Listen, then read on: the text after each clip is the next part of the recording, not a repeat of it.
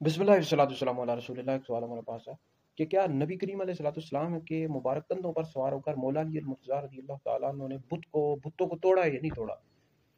देखिए, इस हवाले से मजमू ज़वाइद में भी हदीस मिलती है। इस तरह अल्लामा तिबरी ने तहज़ीब अल आसार में इसको 3 असनाद के साथ नकल किया है। इस तरह मुस्तदरक अल सहीहैन में भी ये रिवायत मौजूद है। खुद मौला अली मुर्तज़ा रज़ियल्लाहु ताला अन्हु फरमाते हैं कि मैं नबी करीम अलैहिस्सलाम के कंधों पर सवार होकर मैंने खाना काबा शरीफ की छत पर खड़े होकर चढ़कर बुत को तोड़ा है।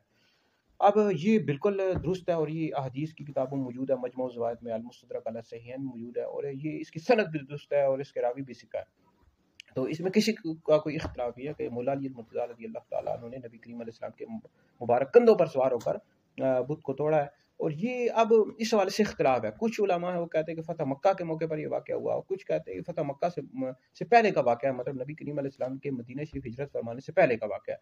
और इस ये जो मजमू ज़वाइद की मैंने हदीस आपके सामने पेश किया, इस पे तो ये है कि खाना काबा की छत पर चढ़कर नबी करीम अलैहि सलाम थे और मौला अली मुर्तज़ा रज़ियल्लाहु ताला अन्हु थे। तो ये जो इस हदीस से मालूम हो रहा है कि ये जो वाक़या था ये नबी करीम अलैहि सलाम की हिजरत फरमाने मदीना शरीफ से हिजरत फरमाने से पहले का वाक़या है। ठीक है जी। तो बहरहाल इसमें इख्तिलाफ है, कुछ फ़तह मक्का के हवाले से कहते हैं, कुछ कहते हैं फ़तह मक्का से पहले का वाक़या है। बहरहाल हर एक की राय का एहतराम करना चाहिए।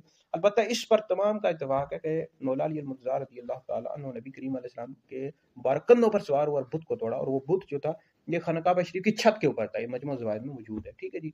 तो बहरहाल हमें हर एक की राय का एहतराम करना चाहिए। तो बहरहाल इस पर सबका इत्तेफ़ाक है कि मौला अली मुर्तज़ा रज़ियल्लाहु ताला अन्हु ने नबी करीम अलैहि सलाम के मुबारक कंधों पर सवार होकर बुत को तोड़ा।